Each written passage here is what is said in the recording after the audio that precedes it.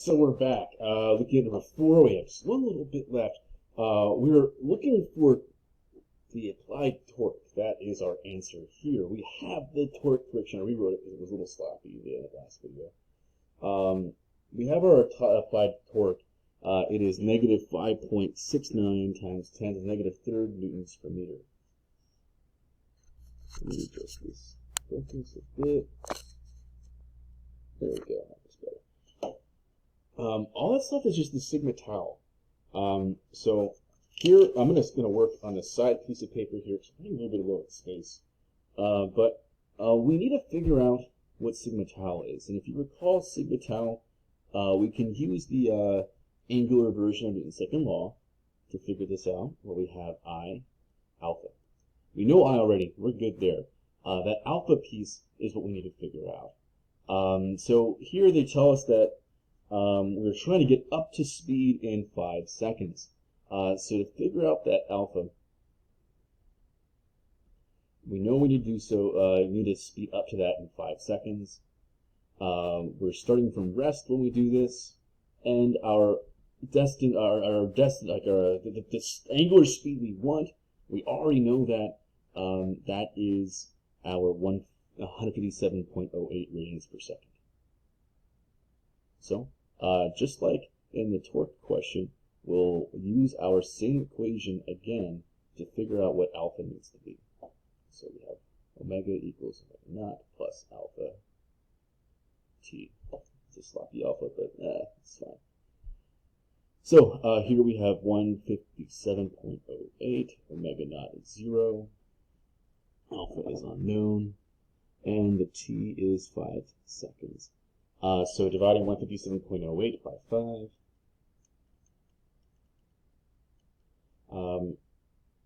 gives us a alpha of 31.416 radians per second squared.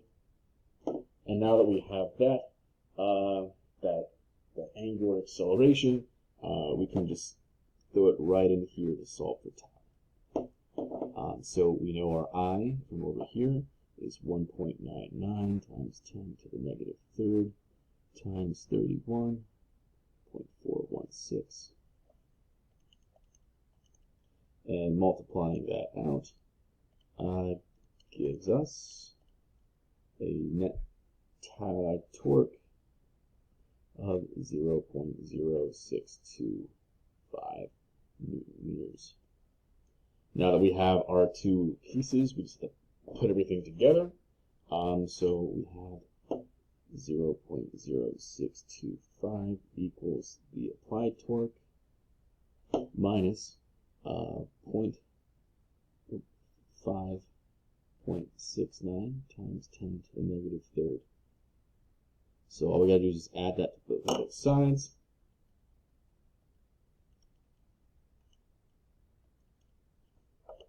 And we get a final answer of 0.068 newton meters equals the applied torque.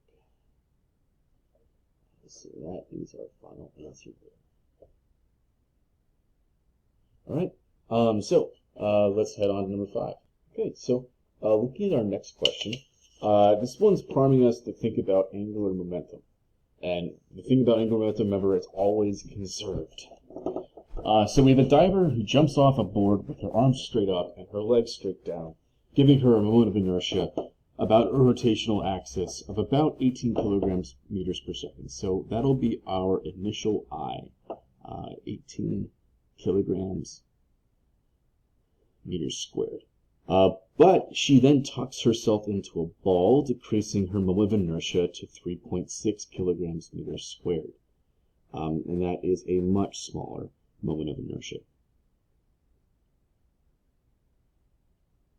While tucked into the ball, she makes 2 revolutions in 1 second. It then asks us if she hadn't tucked at all, how many revolutions would she have made in the 1.5 seconds from the board to the water. Let's see if we can unpack what's going on here. So let's figure out what her angular speed is. That might be a nice thing to figure out. We know she's making 2 revolutions in 1 second. So let's do that conversion where we have 2 revolutions per second.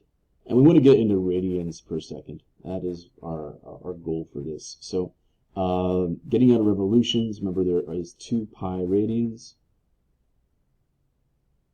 for each revolution.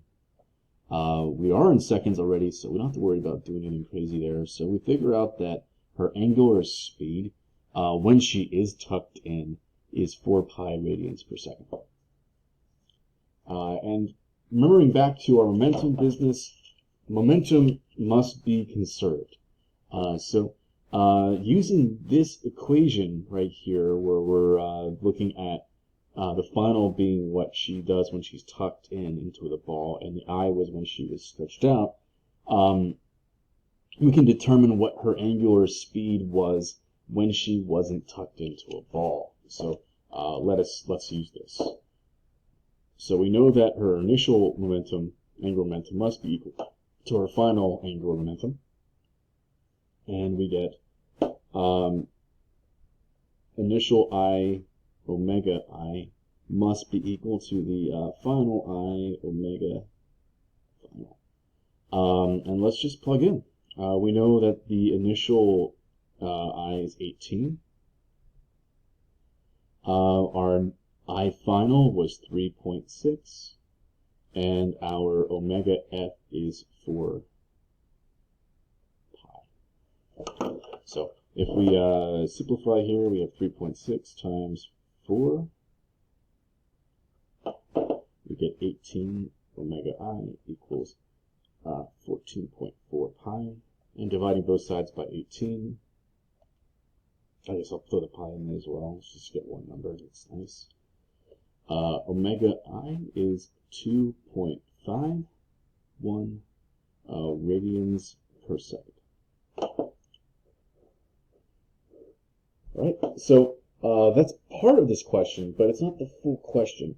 They then ask us how far will she rotate, given that she's falling for 1.5 seconds.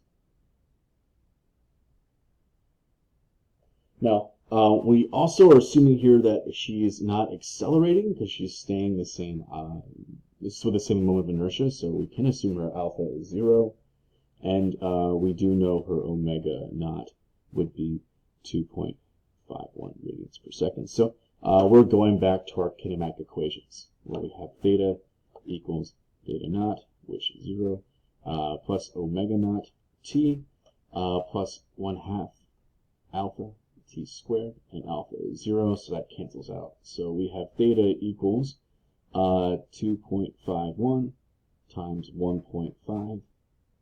Theta would then be 2.51 times that number.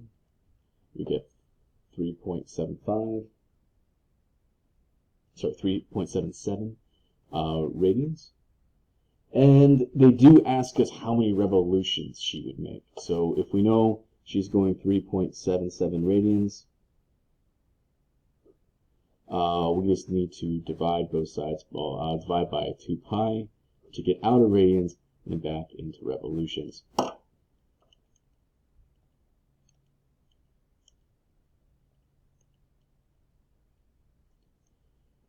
Which tells us that she's going to rotate about 0.6 revolutions. And that will be our final answer for this question. All right, we have one left. Let's see if we can fit this into this video. That would be great if we could.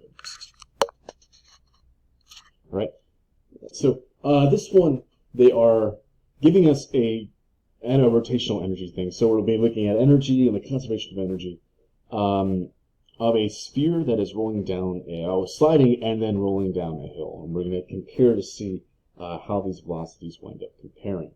As a reminder, the moment of inertia of a sphere is 2/5 mr squared, which we will see come up later on. But for A, they ask us simply to figure out what the translational speed will be if it slides down the hill, if there's no rolling. So looking at our conservation of energy equation, we have the initial potential plus the initial kinetic plus work other equals the final kinetic plus final potential. We have no final potential, nor do we have work other or initial potential, so this is going to simplify down to ui equals kf.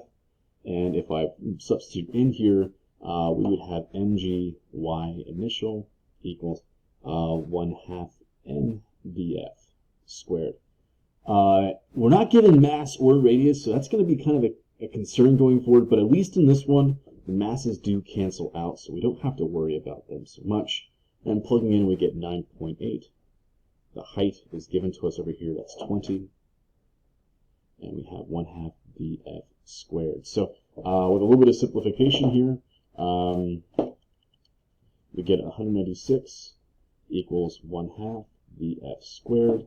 Multiplying both sides by 2 gives us 392 df squared, and then rooting both sides does give us a final answer of 19.80 meters per second equals df.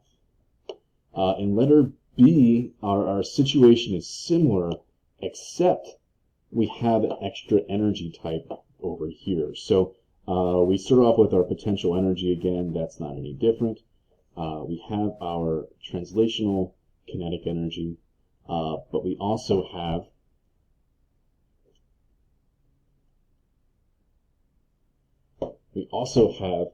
our rotational energy coming into this as well. Now, we have to do a couple little substitutions here because of the way this works. So we're not getting values for the dimensions of this sphere. Let's first off start by substituting in for both those values I and omega.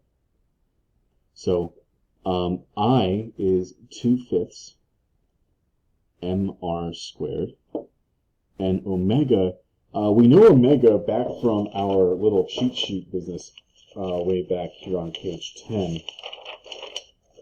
Omega is just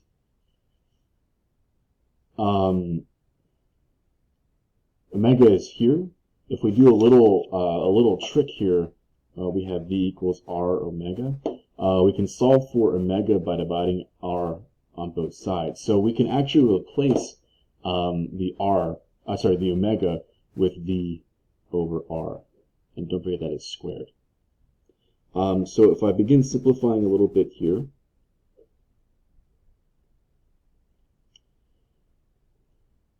we essentially get this 2 and that 2 cancel, so we get 1/5.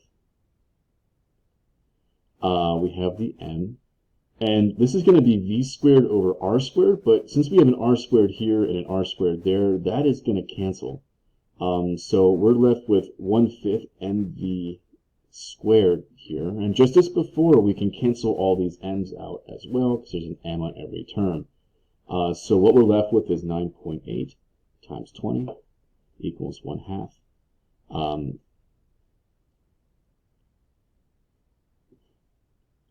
Vf squared plus 1/5 Vf squared.